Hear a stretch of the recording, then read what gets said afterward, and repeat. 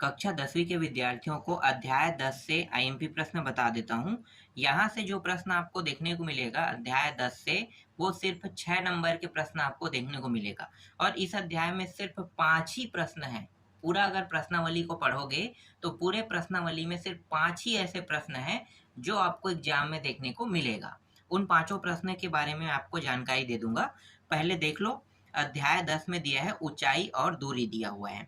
ठीक है, ये अध्याय पहले कोरोना काल की वजह से काट दिया गया था, लेकिन अब क्या है, कोरोना खत्म हो चुका है, तो अब आपको इस अध्याय को पढ़ना पड़ेगा। तो अध्याय 10 से आपको जो जो प्रश्न देखने को मिल सकता है तो प्रश्नों की संख्या इसमें 15 है। परीक्षा बोर्ड में नया वाला अगर आप परीक्षा बोर्ड लेते हो तो इसमें 15 प्रश्न है, लेकिन 5 प्रश्न अथेंटिक है जो एग्जाम में देखने को आपको मिलेगा ही मिलेगा।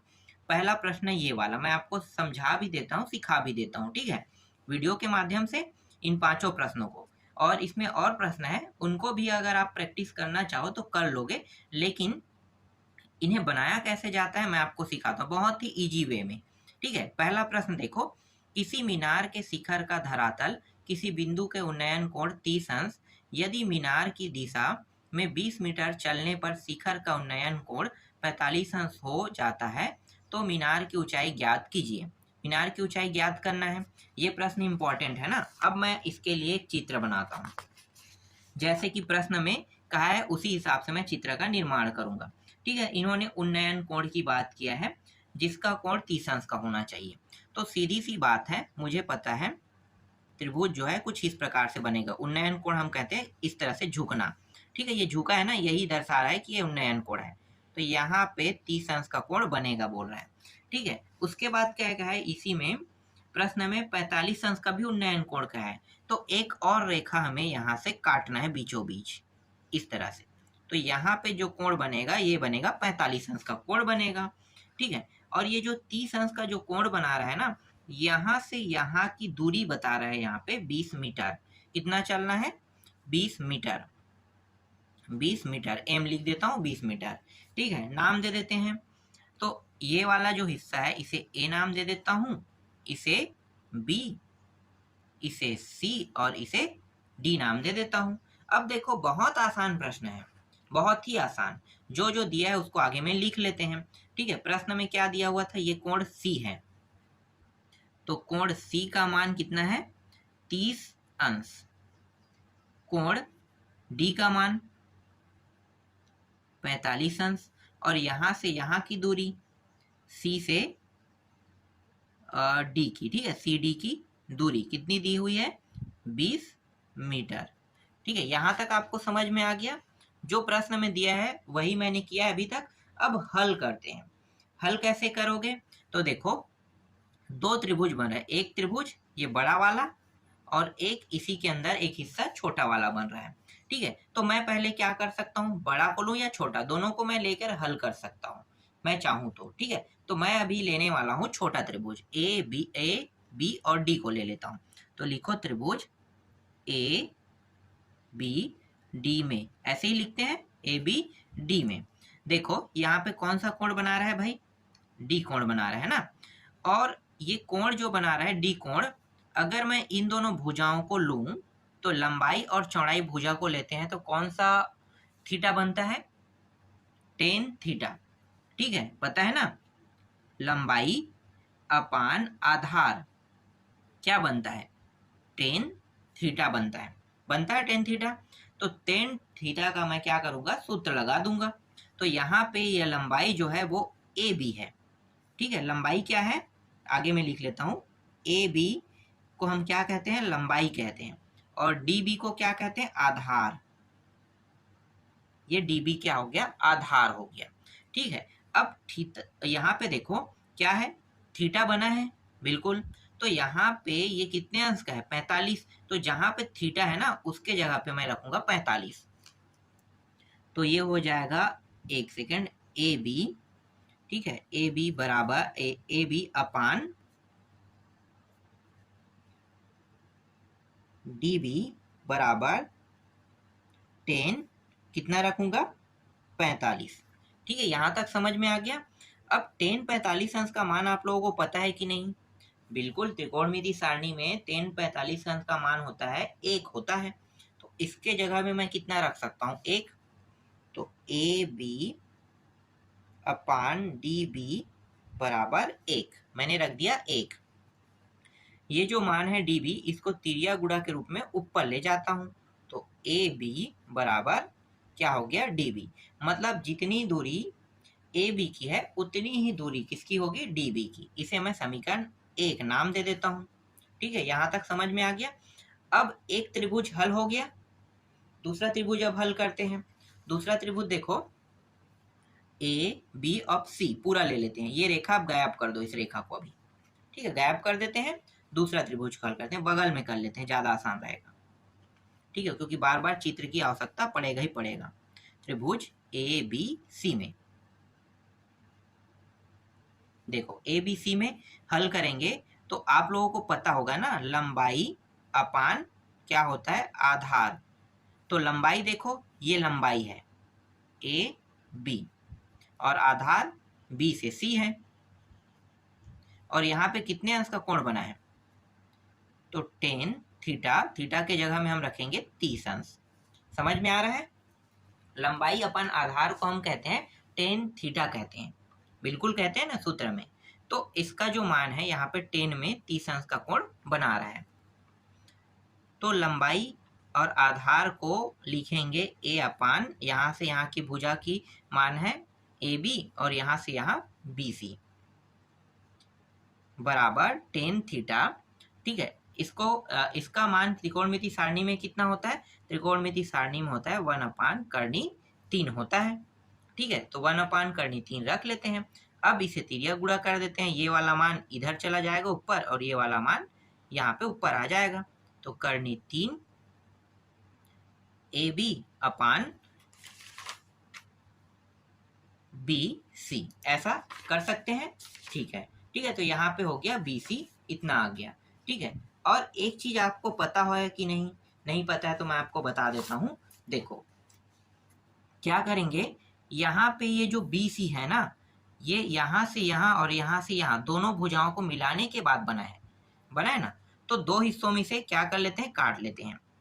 तो करनी 1 मिनट, तो यहाँ पे करनी 3 ए बी जैसा वैसा रहने दो, इसको बना लेते हैं B D plus D C. देखो बी से डी और डी से सी दोनों का हिस्सा अगर दो हिस्सों में बांटते हैं तो इस तरह से रहेगा, लेकिन पूरा हिस्सा बी से सी हम इस तरह से भी लिख सकते हैं। ठीक है, आगे करनी 3 ए बी बराबर, और यहाँ पे सी डी का देखो सी और डी का मान दिया है।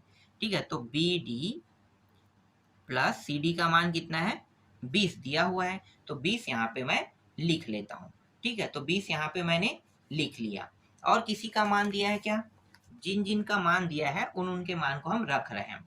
ठीक है, और यहाँ पे समीकरण 1 को देखो, समीकरण 1 में ए बी बराबर बी डी, बी डी के जगह पे मैं ए बी रख सकता हूँ, तो यहाँ पे रख लेता हूँ। तो यहाँ पे करनी 3 ए बी बराबर, इसका मान मैं कितना रख सकता हूँ ए बी, क्यों, क्योंकि ये दोनों मान बराबर हैं, प्लस 20, इसको इस पार ले आते हैं। तो यहाँ पे करनी 3 ए बी, इस साइड आके क्या हो जाएगा, ये माइनस ए बी हो जाएगा और यहाँ पे बचेगा 20। ए बी दोनों में है तो उभयनिष्ठ निकाल लो, करनी 3 माइनस 1 बचेगा और ये रहा 20।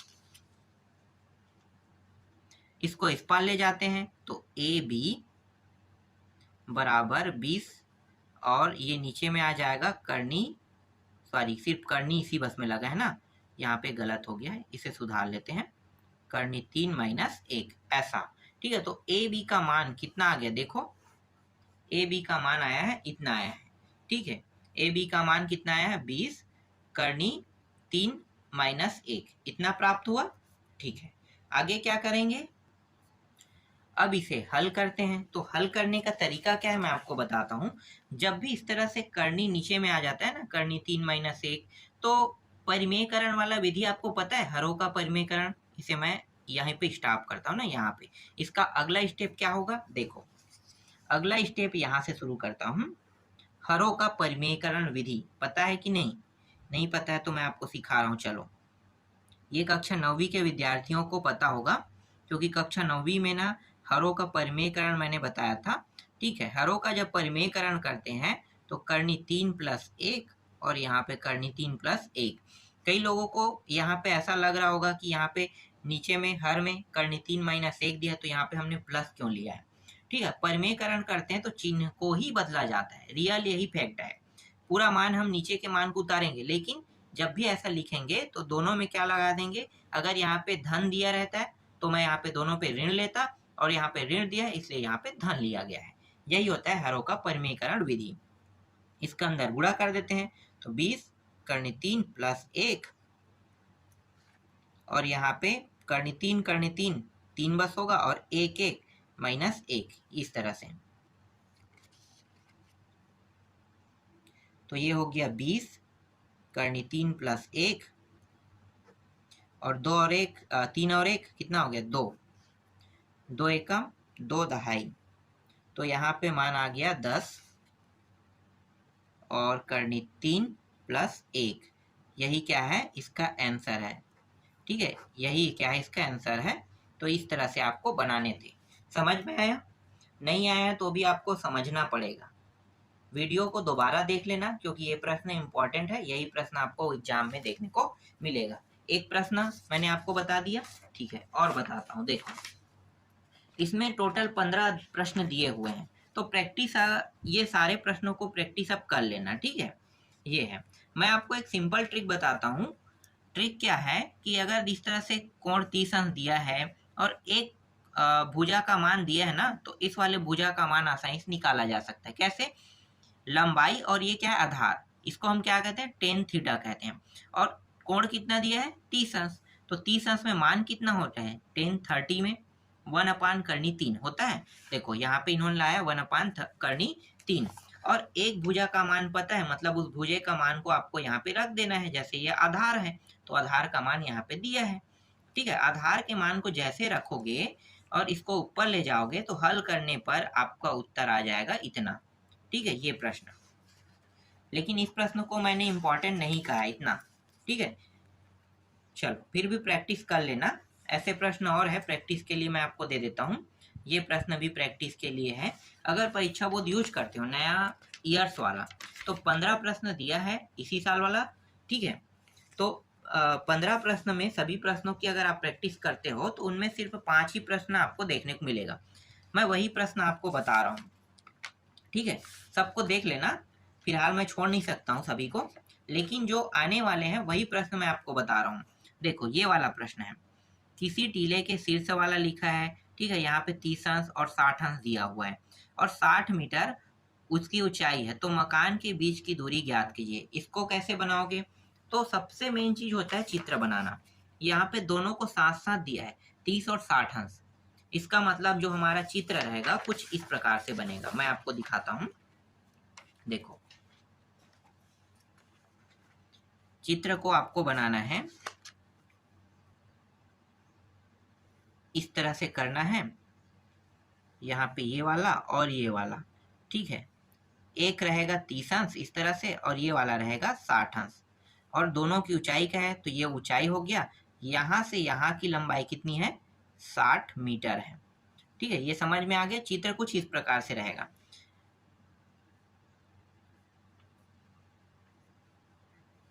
ये वाला ए, इसे बी नाम दे देते हैं, और इसे क्यू और इसे पी नाम दे देते हैं। ठीक है, मेन क्या है इस प्रश्न में निकालना क्या है? तो मकानों के बीच की दूरी, मतलब यहाँ से यहाँ ये दोनों के बीच की दूरी निकालना है। तो यहाँ से यहाँ की दूरी भी पता चल जाएगा, और यहाँ से यहाँ की, और दोनों को जोड़ेंगे तो मकानों के बीच की दूरी निकल जाएगा। ठीक है, यही चीज निकालना है इस प्रश्न में। तो जो जो दिया है उसको आप लिख सकते हो। ठीक है, क्या क्या दिया है? मुझे सिर्फ इस प्रश्न में ये कोण का मान दिखाई दे रहा है। ठीक है, तो लिख लेता हूँ कोण ए का मान कितना दिखाई दे रहा है? 30 अंश, और कोण बी का मान दिखाई दे रहा है 60 अंश, और यहाँ पे पी से क्यू की दूरी दिखाई दे रहा है 60 मीटर, इतना ही दिखाई दे रहा है। ठीक है, अब यहाँ पे क्या करने वाले? वही टेन थीटा का नियम लगाने वाले हैं। क्या होता है नियम? नियम होता है लंबाई अपान आधार। लंबाई कौन है भाई? देखो, ऊंचाई को ही हम लंबाई कहते हैं ना, तो ये ऊंचाई हो गया। तो P से Q, देखो पी क्यू अपान ए क्यू, इसका मान कितना रहेगा? Tan theta. ठीक है, अभी सिंपल लिखता हूँ। अब यहाँ पे इसे लिखेंगे, ये हो गया पी क्यू अपान ए क्यू। पहले इस वाले त्रिभुज को हल कर रहे हैं ना, बराबर टेन कितना है? 30 अंश। तो जहाँ पे थीटा दिया रहेगा वहाँ पे कितना लिखना है? 30 अंश, क्योंकि इसके लिए हल कर रहे हैं तो यहाँ पे 30 अंश दिया हुआ है। ठीक है, हल करो अब। तो ये हो जाएगा पी क्यू अपान ए क्यू, और इसका मान कितना होता है? इसका मान होता है 1 अपान करनी 3। ठीक है, और ये जो पी क्यू है इसका मान भी दिया हुआ है। देखो, यहाँ से यहाँ की दूरी 60 मीटर, और मैंने पी क्यू का मान कितना लिखा है? 60 मीटर, तो रख देते हैं। तो 60 मीटर अपान ए क्यू बराबर 1 अपान करनी 3। तिरिया गुणा कर दो तो ये ऊपर चला जाएगा और ये यहाँ पे आ जाएगा, मतलब ए क्यू ऊपर गया तो इस तरह से, और यहाँ पे करनी 3 और ये 60 आ गया। ठीक है, ए क्यू का मान इतना प्राप्त हुआ। अब दूसरे त्रिभुज को हल कर लेते हैं, इसको साइड में हल करते हैं। ठीक है, दूसरा त्रिभुज देखो ये वाला, तो यहाँ पे ये लंबाई है, इसका मतलब पी क्यू ऊपर में और ये क्यू भी नीचे में आधार है, और 10 कितना है? यहाँ पे 60 अंश। तो पी क्यू का मान दिया है 60 मीटर, और ये क्यू बी का मान यहाँ पे लिखेंगे। और 10 60 अंश का मान कितना होता है? करनी 3, तो ये रहा करनी 3। अब ये तिरिया गुणा होके कहाँ पे चला जाएगा? ऊपर चला जाएगा, और ये वाला मान नीचे आ जाएगा। जैसे ऊपर जा रहा है वैसे ही ये नीचे आ जाएगा। तो 60 और करनी 3 ये रहा नीचे में, और बी क्यू आ गया ऊपर में। ठीक है, इसका भी मान यहाँ पे निकल गया, बी क्यू और इसका। ठीक है, अब क्या करने वाले हैं भाई? यहाँ पे तो तरीके कई हैं। ठीक है, हल करना चाहे तो हम कर सकते हैं, लेकिन यहाँ पे मैं अब क्या करूँगा? अब जोड़ दूंगा। ठीक है, इसे समीकरण 1 नाम देते हैं और इसे समीकरण 2, क्योंकि यहाँ से यहाँ की दूरी निकल गया और यहाँ से यहाँ की, दोनों को जोड़ने के लिए कहा है, तभी तो निकलेगा ना बीच की दूरी। तो समीकरण 1 और 2 को जोड़ देते हैं। तो समीकरण 1 में ए क्यू दिया है और इसमें बी क्यू दिया है, दोनों को जोड़ेंगे तो करनी 3, ये 60 प्लस 60, और ये नीचे में क्या है? करनी 3। जोड़ने का नियम क्या है? हर को बराबर होना। हर बराबर नहीं है, यहाँ पे 1 है, यहाँ पे 3 है। ठीक है, तो हर को बराबर करेंगे। तो हर को बराबर करने के लिए इस तरह से आप इसे लिख सकते हो, करनी 3, करनी 3 और 1 का गुणा, फिर करनी 3 का इसके साथ गुणा, तो 3 गुणित 60 हो जाएगा, प्लस 1 का इसके साथ गुणा, तो ये रहा 60, इस तरह से। ठीक है, आगे देखो, तो ये हो गया 6 दूनी 12, 6 तिया 18, 180, ये 60, और नीचे में कितना दिया है? करनी 3 दिया हुआ है। जोड़ दो इसको, 6 12, 6 तिया 18, 6 चौक 24, 240, और ये रहा करनी 3। ठीक है, 240 करनी 3 यहाँ पे आ रहा है। अब अगर आप गाइड देखते हो, बुक देखते हो, तो आपका उत्तर जो है ना, इतना नहीं आएगा। ठीक है, इतना नहीं आएगा। तो क्या करना है? इसको थोड़ा सा अलग तरीके से हल कर लेते हैं। मैं क्या करूँगा? हरों का परिमेयकरण कर लेता हूँ। मैंने बताया था ना, करनी दिया है तो हरों का क्या करना है? परिमेयकरण। तो यहाँ पे करनी 3 और यहाँ भी करनी 3 ले लेता हूँ। ठीक है, समझ में आ गया? दोनों जगह क्या कर सकते हैं? करनी 3 और करनी 3 ले सकते हैं। ठीक है, इसे कटाना नहीं है भाई, कटाएंगे तो फिर वही प्राप्त होगा। क्या करना है? गुणा करना है। तो 240 करनी 3, और ये 3 3 पूरा 3 हो जाएगा, 3। ठीक है, अब आगे हल करो, तो 3 अट्ठे 24, 3 शून्य आ गया, तो ये 80 करनी 3 प्राप्त हो रहा है। तो 80 करनी 3 मीटर ही क्या है? इसका उत्तर है। देख लो। ठीक है, आपके गाइड में जो उत्तर आया है ये यही उत्तर है। ठीक है, तो इस तरह से आपको सॉल्व करने थे। चलो आगे देखते हैं नेक्स्ट प्रश्न। देखो, और आईएमपी प्रश्न है ये वाला भी।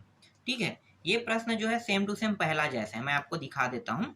देखो 30 मीटर ऊंचाई कह रहा है, तो इस बार क्या किया है प्रश्न में, ऊंचाई का मान दिया। दिखाता हूँ 1 मिनट चित्र को मैं। देखो ये पहला प्रश्न है 30 45, ठीक है, और ये वाले में देखो 30 और कितना दिया है 60 दिया है। प्रश्न देख लो पहले, ठीक है। एक लड़का 30 मीटर ऊंचे एक भवन से कुछ दूरी पर खड़ा है। जब वह ऊंचे भवन की ओर जाता है तब भवन के शिखर का उन्नयन कोण 30 अंश से 60 अंश हो जाता है। बताइए वह भवन की ओर कितना चला, ठीक है। तो इस तरह से देखो यहाँ पे आपको एक आकृति दिखाई दे रहा होगा, जैसा कि पहला प्रश्न में था वैसा ही आकृति है, ठीक है। पहला प्रश्न में और इसमें डिफरेंस क्या है कि यहाँ पे ऊंचाई का मान दिया है, ठीक है, और पहला प्रश्न में यहाँ से यहाँ का मान दिया है। तो सॉल्यूशन बिल्कुल चेंज नहीं होगा। सॉल्यूशन आपका होगा पहले इसको हल करोगे, दूसरा इसको हल करोगे, ठीक है। तो पहला प्रश्न अगर समझ में आ गया होगा, ये वाला जो पहला प्रश्न है, तो डेफिनेटली ये प्रश्न आपसे बन जाएगा। तो ये प्रश्न आपको बना के देखना है, सेम सॉल्यूशन पहला की तरह ही होगा, ठीक है। मैं आपको थोड़ा सा सॉल्यूशन दिखा देता हूँ। देखो 10 पहले 60 अंश दिया हुआ था, तो 60 अंश का मान कितना होता है करनी 3, और ए बी का मान ऊंचाई दिया है, तो मान को रखोगे तो ए सी का मान निकल जाएगा। ए सी का मान कितना है, इतना आया है। देखो अंतिम मान ये है, ए सी का मान ये प्राप्त होगा, ठीक है। अब दूसरे वाले त्रिभुज के मान निकालोगे जिसमें 30 अंश दिया हुआ है, तो 30 अंश दे के जब रखोगे तो इस तरह से हल होगा और दूसरे वाले का मान भी इस तरह से प्राप्त हो जाएगा, ठीक है। ये सेम टू सेम पहला प्रश्न की तरह ही हल होगा। इसके बाद एक और आईएमपी है, ठीक है। कुल 5 प्रश्न ही मैंने बताया था ना आईएमपी। ये वाला प्रश्न देखो, ये दोनों सेम है, इसे अलग अलग नामों से जाना जाता है। तेज हवा से एक पेड़ टूट जाता है, यहाँ भी वही है, सिरा झुक जाता है पेड़ के पास, ठीक है, से 6 मीटर दूरी जमीन पर। तो ये सब चीज सेम टू सेम है, नाम अलग अलग हो सकता है, सॉल्यूशन एक जैसा रहेगा। तो इसको दिखा देता हूं मैं आपको, इसको कैसे हल करोगे, ठीक है। तो देखो जो दिया है ना आप उसको लिख लेना। जब चित्र बनाओगे तो 60 अंश कोण ए का मान 60 दिया है, यहाँ से यहाँ की दूरी कितनी है 6 मीटर, बस इतना लिखना है, ठीक है। इसके बाद क्या करना है, वही टेन थीटा वाला सूत्र लगा दो। तो सूत्र क्या रहेगा, ये BC और AB, तो BC का मान कितना रहेगा, कुछ नहीं दिया है, इसको जैसा है वैसा रखो। AB का मान 6 है तो 6 रख देंगे, और ये टेन थीटा कितना होगा 60। तो देखो ये रहा, मान को 6 को रख दिया, AB का मान हल करोगे तो हल करने पर इस तरह से AC का मान प्राप्त हो जाएगा, ठीक है। 1 मिनट, AC नहीं BC का मान प्राप्त होगा।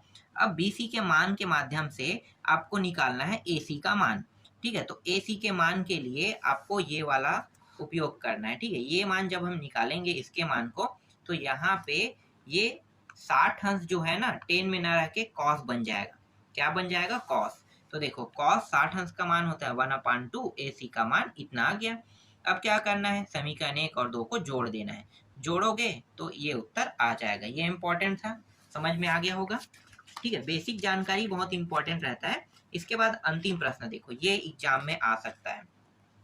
ये सिर्फ 5 ही प्रश्न है इस अध्याय में जो आपको एग्जाम में देखने को मिलेगा, और ये वाला है, ये भी पहला प्रश्न की तरह ही बनेगा, ठीक है। मैं आपको दिखा देता हूँ इसकी आकृति। देखो आकृति देखने पे समझ में आ गया होगा। देखो पहला प्रश्न में क्या दिया हुआ था, यहाँ पे 20 मीटर मान दिया था, बस इसमें मान चेंज कर दिया है, 30 दे दिया है।